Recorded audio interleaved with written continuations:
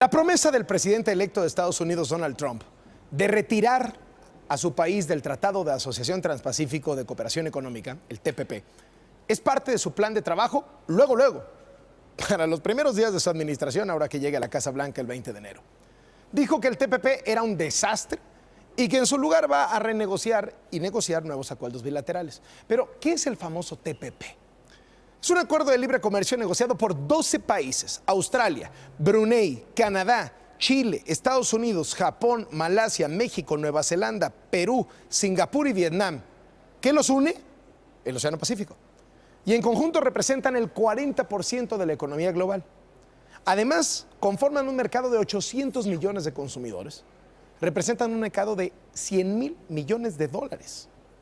El tratado incluye 30 capítulos que abarcan comercio de bienes, administración aduanera, medidas sanitarias, inversión, servicios, comercio electrónico, esto por ejemplo no lo tiene el TLC, compras del sector público, propiedad intelectual. El TPP beneficia a nuestro país porque le abre 6 nuevos mercados con los que no hay acuerdos comerciales.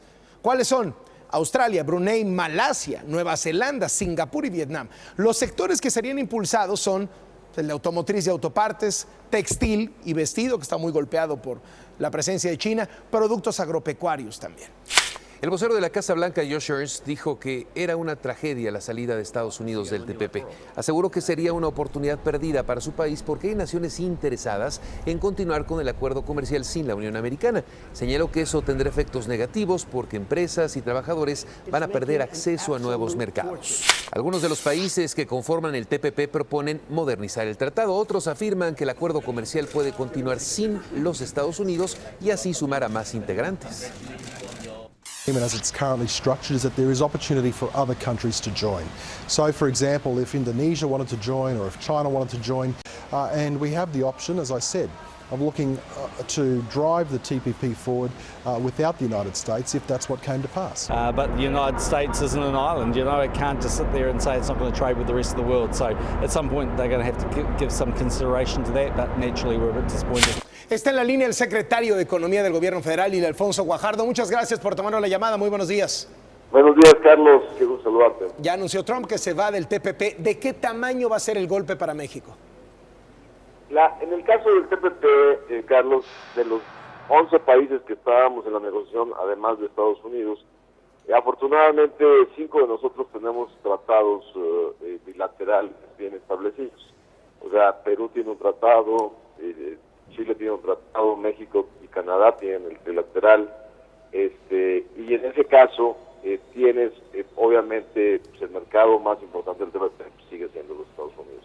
Entonces sí es una mala noticia para el mundo, porque es un tratado negociado en 5 años con capítulos de nueva generación, con una nueva plataforma de comercio, pero digamos en sí la parte más difícil es para los países que habían negociado para entrar al mercado de América del Norte, a Estados Unidos, México y Canadá.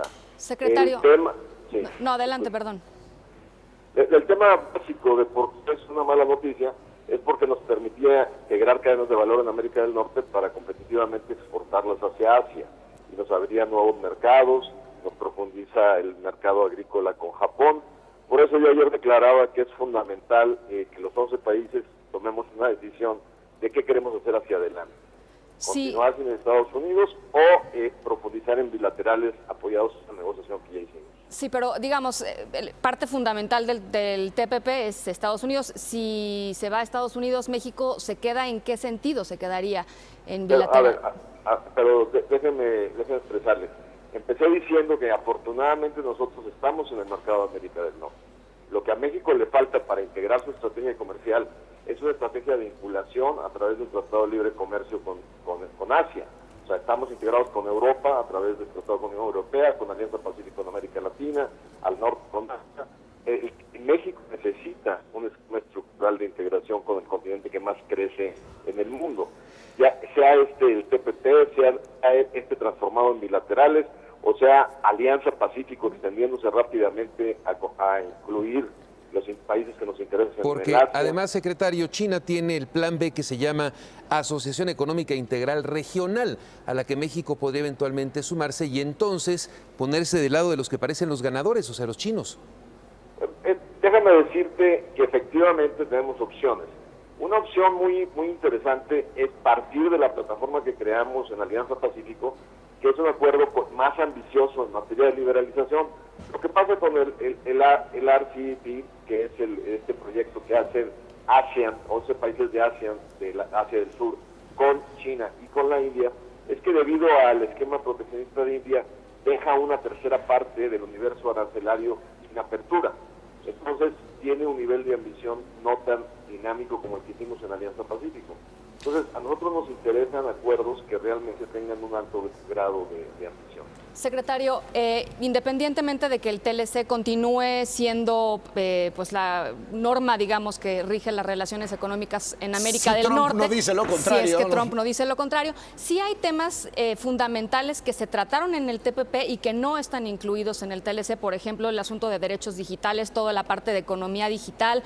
¿Qué hacer con estos temas que se quedaron fuera y que costó mucho trabajo negociarlos, ¿no?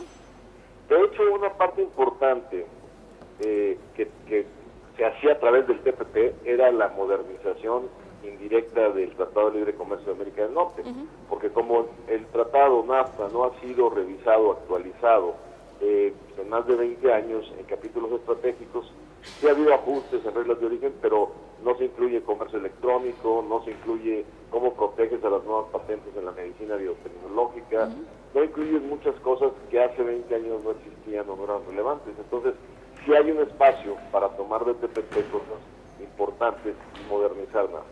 Ildefonso, no ha habido hasta ahora un señalamiento oficial por parte de Donald Trump o su equipo respecto al TLC de América del Norte, pero ustedes ya han tenido algún contacto con ese equipo de transición para tener una idea de qué es lo que quieren hacer con este acuerdo, o todo solamente por lo que se dice en medios. Básicamente te diría que es fundamentalmente hasta ahora lo que se dice en medios de comunicación, y te explico por qué. Porque el esquema de reunión con gobiernos en transición, ellos tienen que primero definirlo y están regulados. No es como en México, que el equipo de transición en un gobierno puede ir a visitar otros países. Ahí tiene que involucrarse el Departamento de Estado, hay una serie de regulaciones y contrapesos que hacen. Se va a hacer, múltiples jefes de Estado ya, o ningún jefe de Estado va a hacer visita de aquí el 20 de enero, prácticamente por esa regulación tan fuerte. Entonces, básicamente lo que nosotros estamos haciendo es decir, bueno, si en los Estados Unidos no se sube a TPP, ¿cómo podíamos aprovechar la negociación de TPP para fortalecer el Tratado de Libre Comercio de América del Norte? Por último, secretario, ¿no están en el gobierno federal muy confiados en que Trump se va a moderar y que no va a cambiar las reglas? ¿No será que no están viendo el pedazo de tsunami que nos viene encima? Te voy a comentar algo muy importante. Cuando el curso de acciones revisemos, analicemos, actualicemos el TLC, aquí entran factores de equilibrio, de check and balance, ¿no? De pesos contra pesos, donde el Congreso americano y el Senado americano tendrá que decidir. Por ejemplo, ayer nos visitó este senador de Arizona y bueno, pues lo que dice es, no, o sea, tumban al TLC y hacen pedazos las economías de los estados fronterizos norteamericanos. Ahí hay un impacto muy importante. Entonces, hay mucha gente que se beneficia del tratado. Somos los segundos compradores más grandes de ellos, que ahorita sí se están movilizando porque se están afectando intereses de trabajadores, intereses de empresas. Entonces, se está dando un debate hacia el interior muy importante donde pues tienen que darse cuenta lo que está en riesgo, no solo para nosotros, sino también para ellos, muy concentrado en sectores estratégicos y en estados estratégicos. Entonces, no es una cuestión de confianza, tampoco puedes sentarte a negociar con una pistola en la cabeza, que te digan, es que si no negocias, lo denuncio.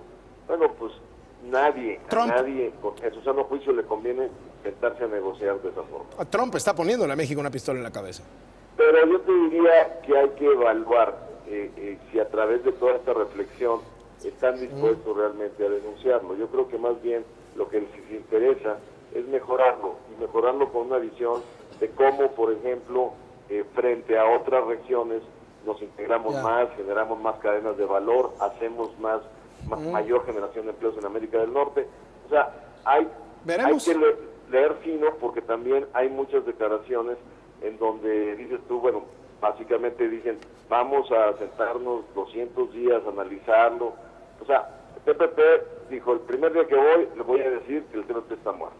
Y no escuchó los argumentos absolutamente de nadie en cuanto a los temas geopolíticos, los temas de la penetración de China. O sea, una determinación que ya la puso en el papel el día 1.